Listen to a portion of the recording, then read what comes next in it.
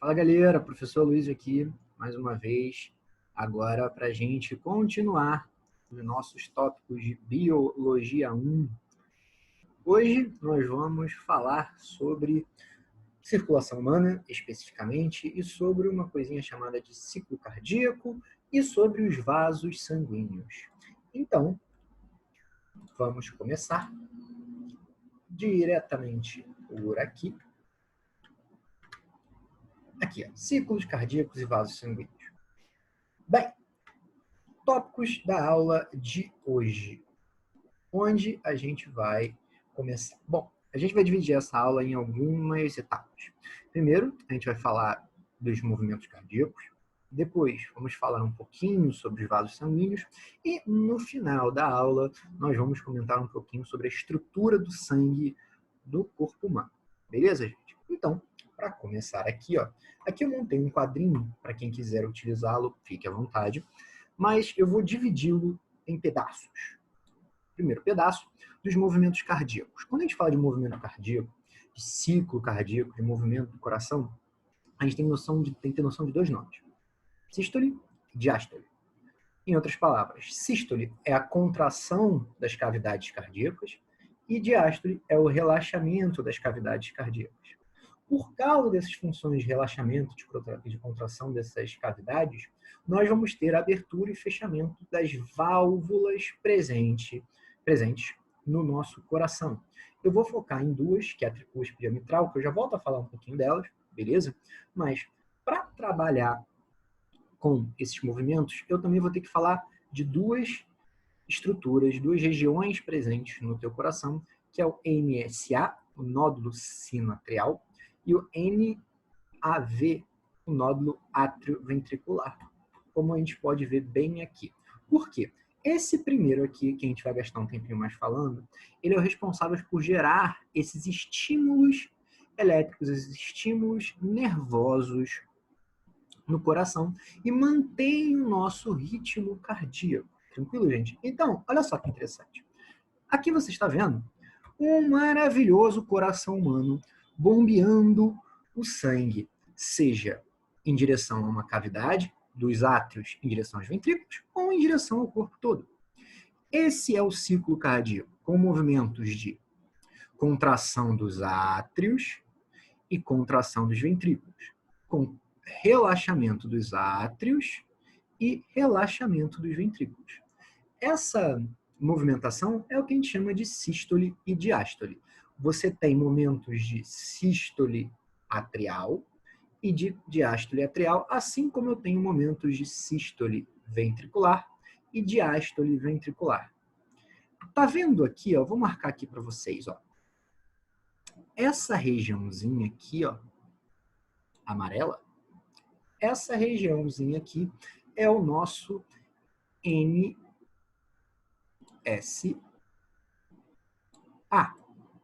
É ele que gera os impulsos elétricos. Essa segunda regiãozinha aqui, ó, é o NAV. O que acontece? O NAV, ele não consegue gerar um estímulo elétrico. Ele só repassa os impulsos elétricos. Então, olha aqui, ó. Tá vendo? A geração do estímulo começa aqui, passa para o NAV, e o NAV passa para o resto do miocárdio. Aqui, se você quiser um pouquinho mais de detalhe, é chamado de feixe Diz, onde vai passar todo o impulso elétrico para o resto do miocárdio. Então, esse nódulo sinoatrial aqui, ó, é o que vai gerar o estímulo elétrico.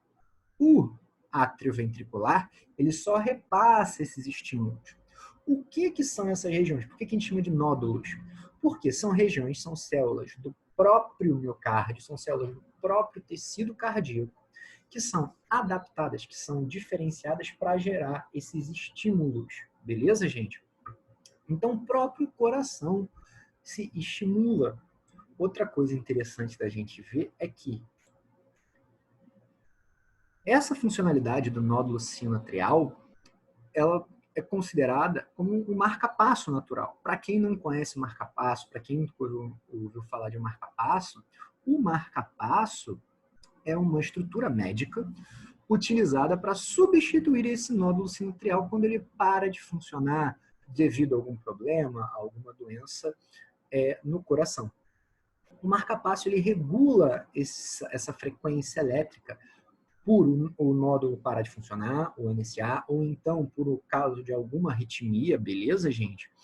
Tanto que os marcapassos, eles hoje em dia são tão desenvolvidos, que você tem até mesmo aplicativos que você consegue visualizar o seu batimento cardíaco em tempo real.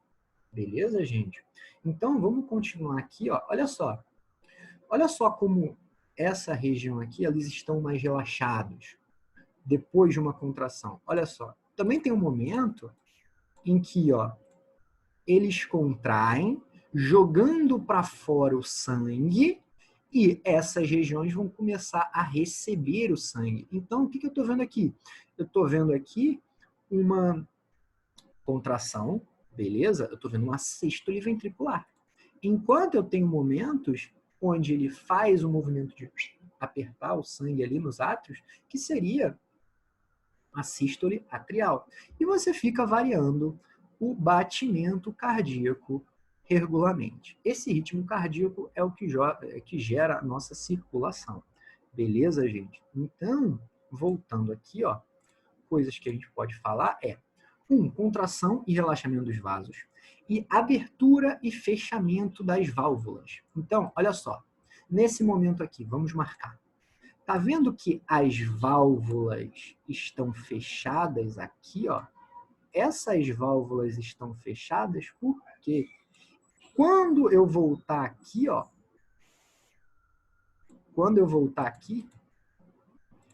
elas têm que estar fechadas porque os ventrículos vão contrair. Quando eles contraem e jogam o sangue, eu preciso que essas válvulas principais que ligam as cavidades, essa aqui e essa aqui, impeçam esse sangue de voltar para a cavidade anterior. Beleza, gente? E quais válvulas a gente vai focar? Vai focar em duas, que são essas que eu marquei. A tricúspide e a mitral. Sendo que desse lado aqui, ó, desse lado, eu vou ter a válvula tricúspide, do lado direito do coração, e do lado esquerdo eu vou ter a válvula mitral ou válvula bicúspide. Por que essas válvulas têm esse nome? Por causa da sua forma. Olha aqui, ó, gente. A válvula mitral, ela tem como se fosse duas regiões, como se fossem duas palhetas, ok? Enquanto que a tricúspide tem aqui, ó, uma, duas, três palhetas, beleza? Aqui eu também marquei a válvula aórtica e a válvula pulmonar, que são essas daqui, ó. Essa daqui é a pulmonar, que vai em direção ao pulmão, e essa aqui é a que vai em direção à artéria aorta. Gente, essa abertura, esse fechamento, é tudo regulado pelos movimentos de contração e relaxamento do coração. Esse ciclo cardíaco, ele nunca para, gente. E, normalmente, você tem ele ritmado. Óbvio, tem pessoas que têm um ritmo mais acelerado, pessoas que têm um ritmo mais lento. A famosa pressão arterial de 12/8 que você escuta aí pode ser gerada por isso, é gerada por isso. Então, você tem o quê? Que esses movimentos fazem o ciclo cardíaco, fazem a circulação de sangue pelo corpo. Beleza, gente? Outro detalhe interessante é que quando o sangue já sai aqui, vou botar aqui em vermelho para vocês verem, quando você tem o sangue saindo por aqui, ó, já saindo pela aorta, você vê que tem algumas variantes que servem para irrigar o próprio coração. Beleza, gente? Ele próprio vai se irrigar de oxigênio. Suave, gente? Luiz, o que é o infarto do miocárdio? O que é o infarto do coração? É quando alguma célula, alguma região do coração morre. Você tem morte dessas regiões que pode levar a uma parada cardíaca. Tanto que já teve algumas questões que perguntavam: Se você tem uma pessoa mais nova, dos seus 25 a 30 anos, e uma pessoa mais velha, nos seus 45, 50 anos, e as duas têm um infarto, qual é que tem mais chance de sobreviver? Por incrível que pareça, é a pessoa mais velha, de 45, 50. Motivo, gente, coração e musculatura. Mais de 20 anos na frente de batimento, essa musculatura aguenta mais a morte de célula, aguenta mais o tranco, por assim dizer, de uma parada cardíaca, de algum problema no coração, do que o músculo de uma pessoa mais nova, do coração de uma pessoa mais nova. Sim, é raro pessoas de 25, 30 anos terem infarto, mas estilos de vida, algumas precedências genéticas podem levar a uma pessoa, mesmo que mais nova, a ter um infarto. Suave, gente?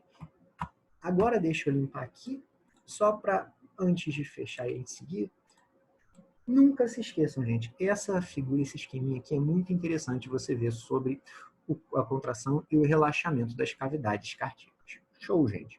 Com isso, a gente passa para o nosso próximo tópico, que são os tipos de vasos sanguíneos.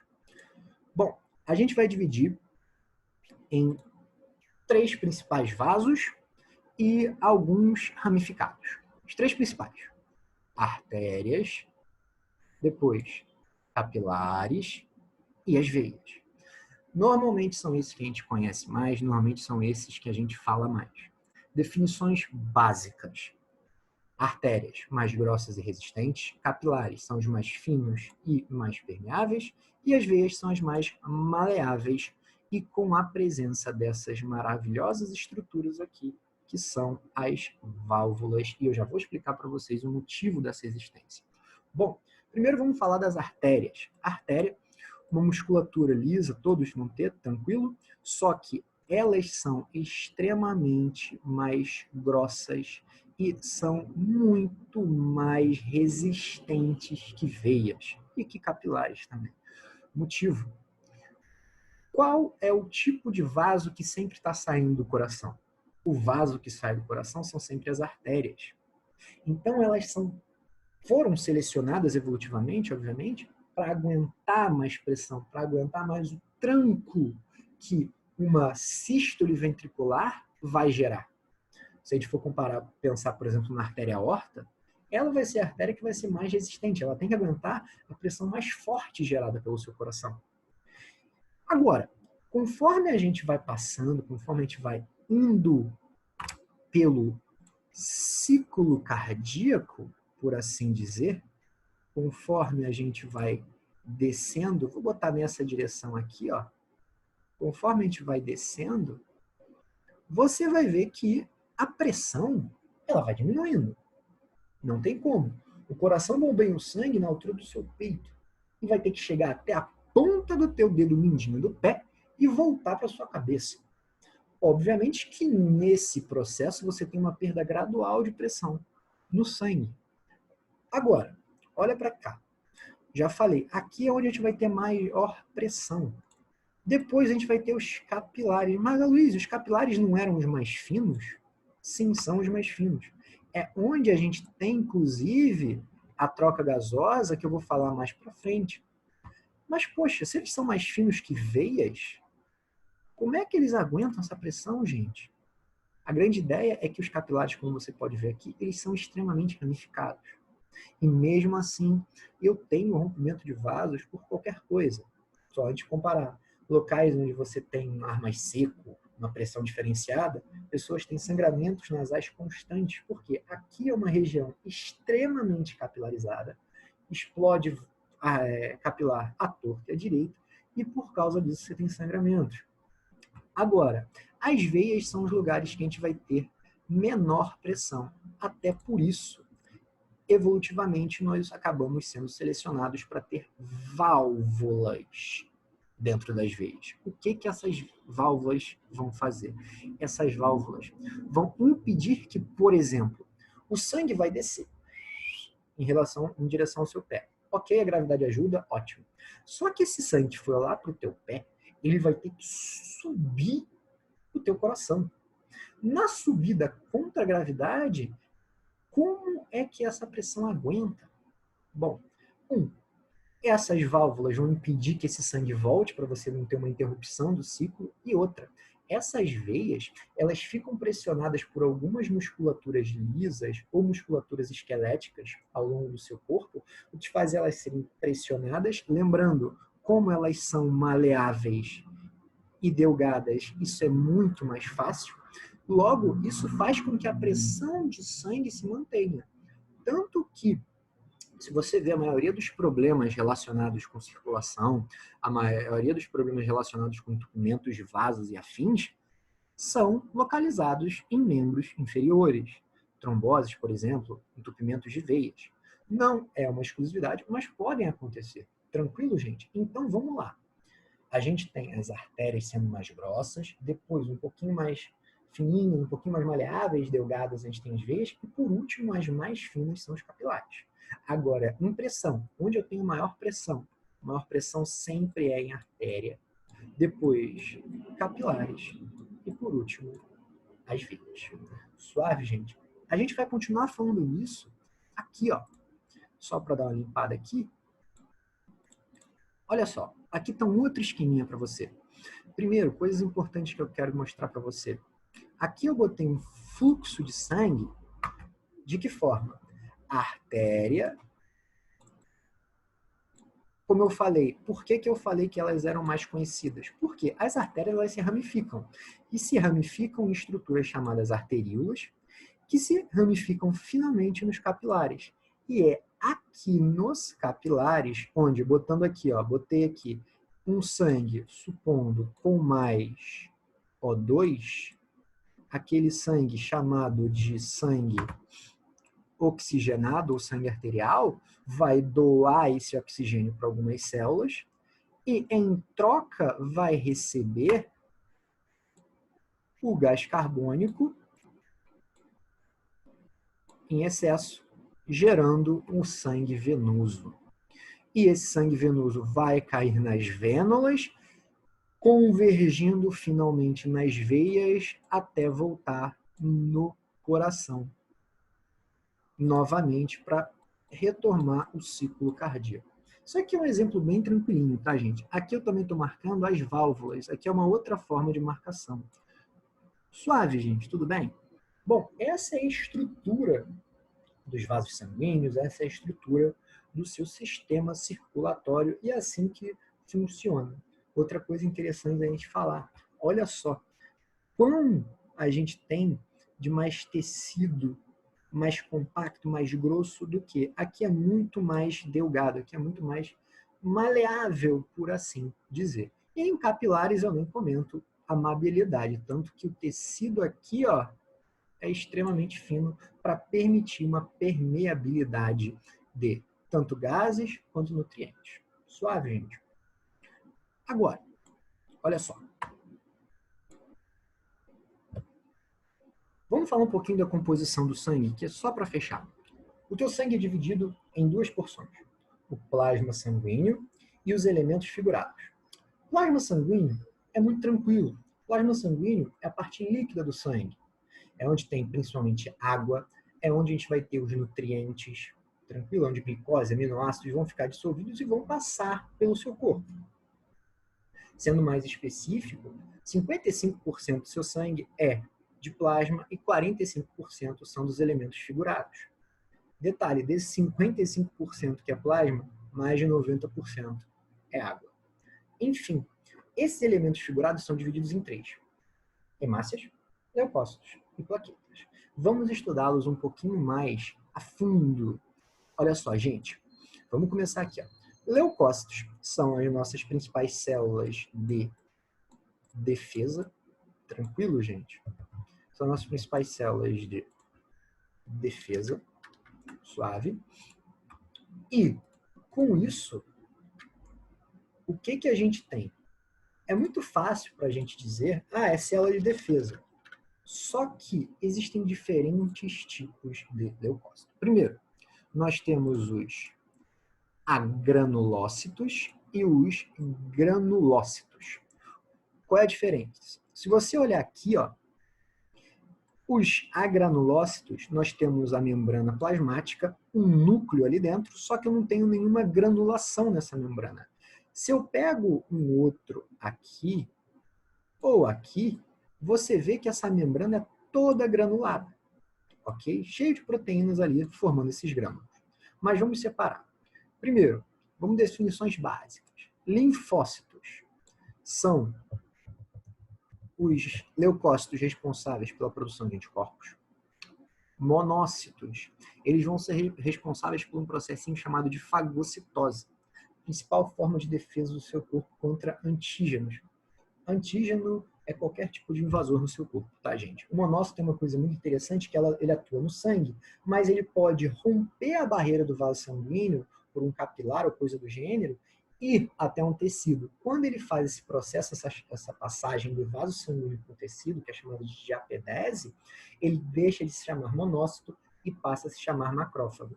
Ambos vão fazer fagocitose. Suave, gente? E dos granulócitos, eu tenho o eosinófilo, interessante, principalmente porque eles vão ser os principais combatentes de alguns parasitas corporais. Basófilos, responsáveis por fazer vasodilatação no nosso corpo, por fazer algumas reações no nosso processo imune. E, por último, o neutrófilo, que é uma segunda linha de defesa junto com os monócitos para fazer fagocitose. Se a gente fosse estudar um pouquinho mais sistema imune, a gente ia ver que tipo, o monócito, quando você tem algum invasor, ele é o teu linha de frente, ele que chega lá fazendo fagocitose. Se ele não dá conta, ele chama o neutrófilo para auxiliar nesse processo de fagocitose. Suave, gente? Com isso dito, vamos para o próximo elemento, que são as hemácias. Vamos falar um pouquinho delas. Primeiro, hemácia, ela é nucleada. Tá vendo essa meiuca aqui, ó? Opa, vou até mudar a cor porque ele não apareceu, gente. Tá vendo essa meiuca?